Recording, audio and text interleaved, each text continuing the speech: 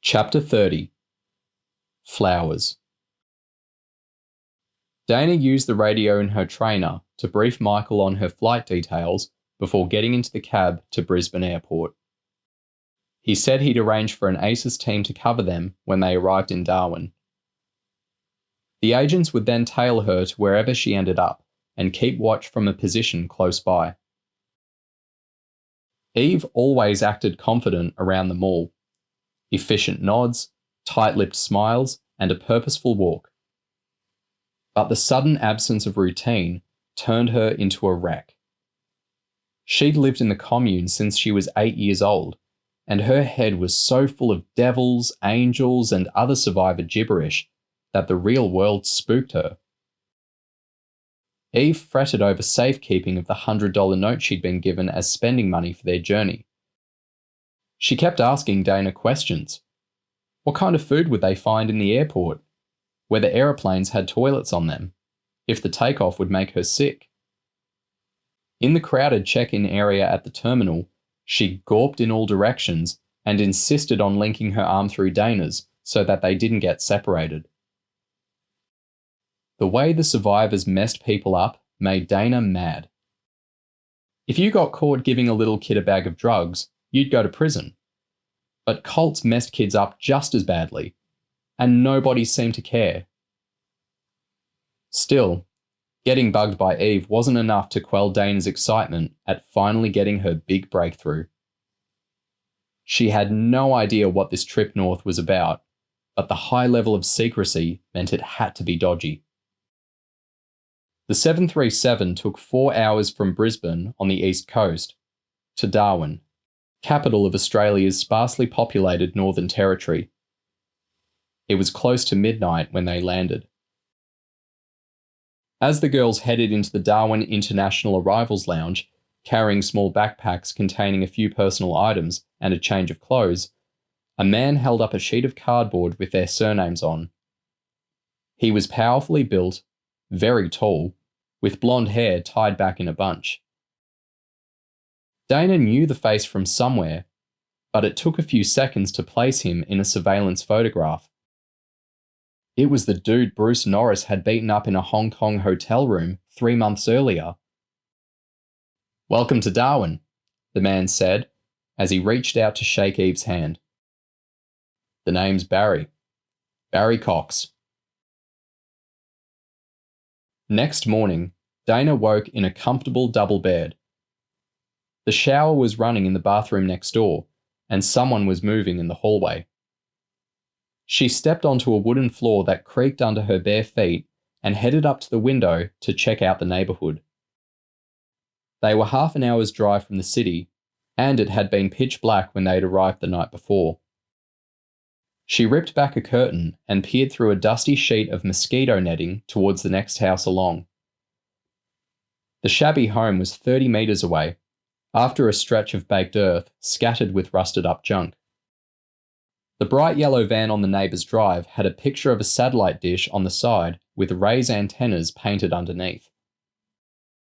Dana reckoned she'd like to live somewhere like this.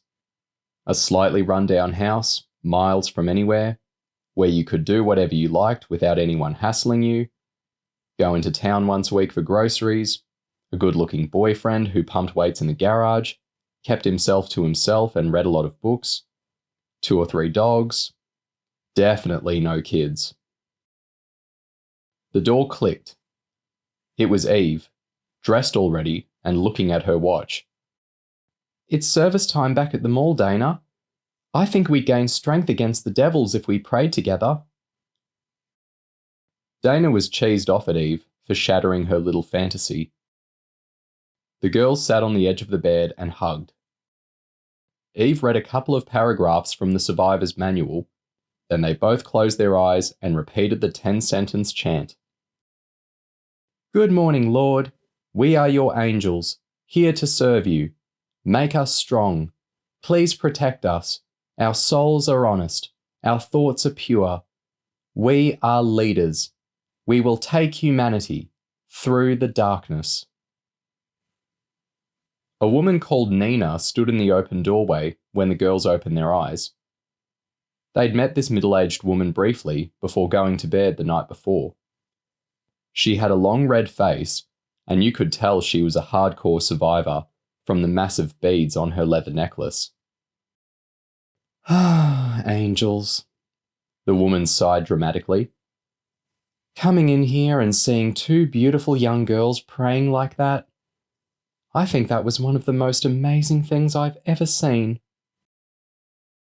Dana was tempted to throw up at the syrup, but she copied Eve and broke into an enthusiastic smile. Nina rushed into the room and gave the girls a big hug, accompanied by an "ah" sound. God protect us, Nina said, and the girls repeated the words before saying a round of amens. Now, Dana, get yourself dressed and both of you come through to the kitchen. Barry and I will explain our task over breakfast. James sat facing Rat, with bowls of frosted cereal and beakers of orange juice on the table between them. The two boys had wet hair from the shower and were still puffed from morning exercises. Rat's expression suddenly wilted. Oh, crap. What? James asked, but a glance over his shoulder answered the question before Rat got the chance. Georgie was steaming their way. Why do you do it, James? Georgie asked. Do what? James asked defensively. I'm talking about your friendship with Rathbone. It does you no credit, it will lead to trouble, and when it does, I'll be on you like a Rottweiler. There was nothing James could say without upsetting either Georgie or Rat, so he diplomatically crammed a spoonful of cereal into his mouth and crunched. I got a message from the office, Georgie said. Ernie's taking the truck out for a special delivery run this morning. He reckons there's going to be some heavy lifting, so he wants you along for the ride. Bless you for passing on the message, James said politely, doing his best impression of a good little survivor. But Georgie didn't appreciate the sentiment. Finish your breakfast and get over to the vehicle compound. Chop chop. James smiled at Rat once Georgie had walked off to intimidate someone else. Sweet, dude. No lessons for the big J. Rat shook his head and gave James the finger. Swivel on it, smartass. 2,000 kilometres north, Dana, Eve and Nina sat around a moulded plastic table with cutlery laid out in front of them. Barry Cox wore a white vest and a pair of swimming shorts as he cooked up a breakfast of bacon, hash brown, scrambled eggs and mushrooms, but the sizzling food was overpowered by the unappetizing tang of strong bleach. Get your stomachs filled, he said cheerfully. Today's really going to be something. If it goes to plan, our masters will be very happy. A Cherub agent always has to be careful about how much they pry, but Barry's comment seemed like an invitation to inquire. You're not wearing a leather necklace, Dana said. So who is your master? I'm an environmentalist, Barry said. The planet is my master. I assume you've all heard of Help Earth? Eve shook her head, so Dana explained to her. They're a terrorist group that targets the oil industry. If you'd seen a newspaper or the TV news over the last 3 or 4 years, you'd have heard of them. I most certainly haven't, Eve said indignantly. The lives of devils are not my business. Haven't you even heard it mentioned at school? Barry asked. If they talk about things like that, I do a chant in my head to block it out, Eve said. We mostly hang out with the other survivors anyway. Barry smiled as he turned around from the hob and began dividing a saucepan of scrambled egg between 4 plates. We prefer not to think of ourselves as terrorists, but the traditional environmental groups are constantly outmaneuvered by corporations and governments with billions of dollars in their pockets. We can't fight back effectively unless we're prepared to use extreme methods. But you're not angels, Eve said suspiciously. Nina broke into a big smile.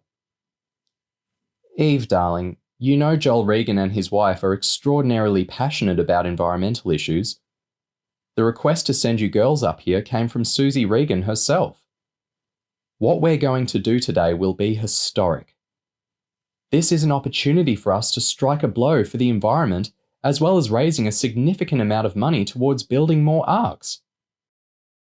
Does Joel Regan know we're doing this? Asked Eve with excitement. I mean, will he have heard my name and everything? Nina smiled. Of course he has, sweetheart. I wouldn't be surprised if there was some sort of reward in this. A personal presentation. Maybe even a platinum bead for your necklace. The prospect of a platinum bead, the highest award a survivor can receive, had Eve bouncing in her chair. Oh, I can't believe this is happening to me, she squealed. Dana faked a grin and patted Eve on the back. You haven't earned the bead yet, mate, she said, before looking across at Barry, who'd finished dishing up and was taking his seat to start breakfast. So what have we got to do? Barry smiled. Nothing too tricky. Just blowing up a couple of super tankers,